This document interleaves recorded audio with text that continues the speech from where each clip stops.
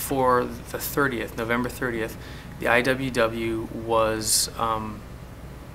was to help secure Westlake Center, just be bodies. What do you mean secure Westlake Center? We saw it as that Westlake Center was it's a wide open area in Seattle, in downtown Seattle. It was a focal point. It was open as in open space, and it seemed to be a focal point of a hub of different activities that are going on around all over the place. We had the labor march coming in from the Labor Temple area, coming in that way. We had the People's March coming down from the International District, and both those groups were to converge in that area. And we thought that if the police did not want these marches to go on, or however, they could station a lot of the police force right there, and they could reach out and nail whoever they wanted to, breaking up whatever marches, whatever demonstrations, all from this wide open focal point. So our idea was that if we go down to Westlake Center and we occupy that place, you know, just peacefully, obviously, we would be able to secure that area so that the People's Assembly could come down out of the International District safely, or more safely. So we had Wobblies marching with the People's Assembly, Wobblies marching with the Labor March, and we're going to try to hold the Westlake Center. When we got down there, it was pretty obvious that there was a ton of people in Westlake Center already, and we weren't really needed to occupy space. So the day before, we had none of us had been in. I'm not certain. I don't think any of us have been in such a huge action, so we didn't really know how to coordinate ourselves. And we decided that we were going to elect 5 people that would make the on-the-fly decisions, because coming to some sort of democratic consensus while the police are charging you, we figured would take a little bit too much time, and you know, we might run all 50 different directions, you know. So we elected 5 people. We called them picket captains, kind of modeled after pickets. You know, when you're going on strike, you generally have some person that's calling the shots, one person that everybody is comfortable with their tactical knowledge, and they call the shots. I think it worked for a little bit. When we assembled originally early that morning at Seattle Central Community College, we had our 5 captains set up, and we had about 80 or so Wobblies lined up with us. And there was other Wobbly groups that weren't going to march with us. They were on their own doing different actions. And we had a couple of large groups come up and say, could we march with the Wobblies? And said, sure, absolutely. And then we had the Black Bloc jump in front of us. And so it was a huge procession. Probably had close to 300 people leaving Seattle Central Community College. And it looked like it was 300 Wobblies. It was brilliant. You know, big banners and picket signs, and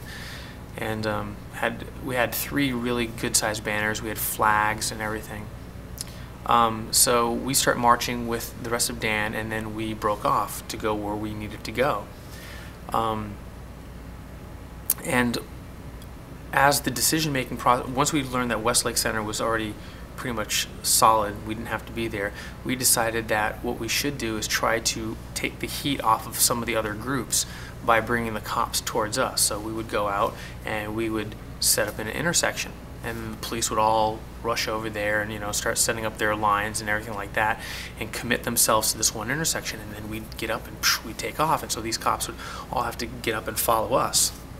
So in that sense, we were taking some of the police force away from the main body of police. And this worked out pretty good for a while, until we started getting pocketed in a little bit, and where we're like, okay, there's cops here, there's cops here, there's cops there, which way should we go?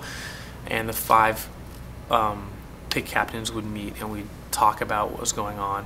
And then we also had another, you know, 200 people that weren't Wobblies that were saying, oh, but we want input too.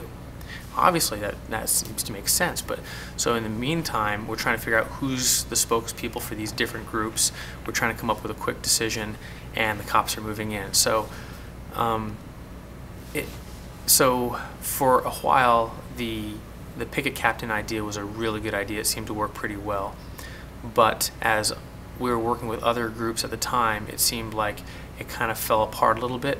And as people started to maybe, they weren't panicking, but getting a little more concerned or you know, wary that, oh, okay, they're starting to launch tear gas at us, what are we doing? The decision-making process of the 5 people, I believe, and this is just my personal opinion, started to break down a little bit, where other people were like, no, we need to do this, no, we need to do this. And so suddenly we had, you know, 10 ideas rolling around and 15 ideas rolling around, and the police are charging us. And finally, I think eventually we all just said, okay, wherever this banner is going, we had one really big banner that said the IWW globe with one big union.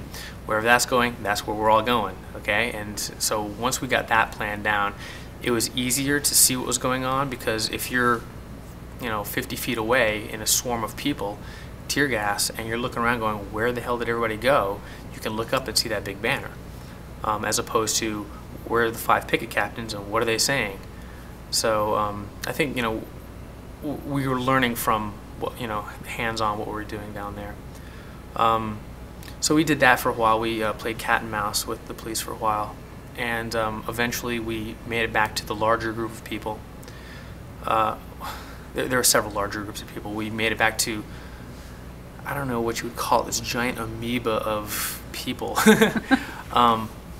And I remember one person coming up to me later on and saying, you know, we had a handful of people holding this one blockade, and the police saw that this was a weakness and they were getting ready to push through. And the demonstrators were getting really worried, and this one guy turns around and he says, you know, I turned around and then I see 300 people turning a corner, all having IWW picket signs and banners, and everybody just cheered, the Wobblies are here. I thought that was pretty cool, you know.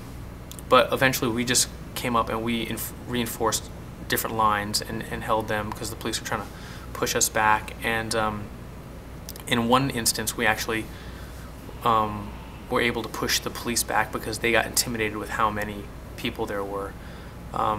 Lots of people, you know, tried different tactics. Some Wobblies sat down and said, you're not moving, and the police came up with what looked like fire extinguishers and just psh with tear gas.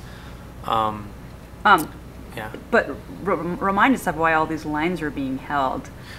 Okay, the lines were being held in strategic areas, trying to blockade, keep the WTO ministerial folks from making it to the convention center to meet. That was the main goal, was to prevent the ministerial people from getting inside the convention center so they can make decisions overturning whatever laws and you know, ruling in favor of trade, things like that, and we just blocked them. So you knew beforehand what Dan's goal was, and it seemed like you were supporting the Direct Action Network groups in achieving their goal? Well, I think that the Direct Action, the IWW was never a member of the Direct Action Network.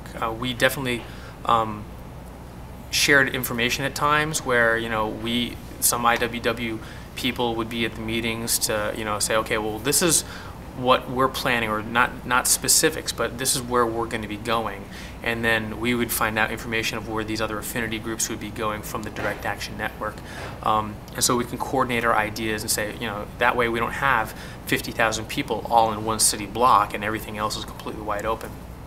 So the IWW was never an official part of the Direct Action Network. And so we didn't necessarily support their plan, because it was, I think, everybody's plan to to prevent the ministerial folks from meeting. So it could be said it was the Dan plan to do this. It could be said it was the IWW plan to do this. It could be said it was the you know, I don't know, the Zapatista plan, or whatever other groups that were there to block the ministerials.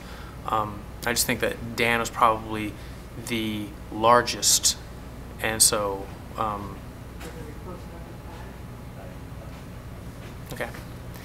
What would you say? We got 5 minutes before they start closing up in here. Okay. So the IWW wasn't necessarily supporting the Dan plan. It was just the common plan of everybody that was out there. So that was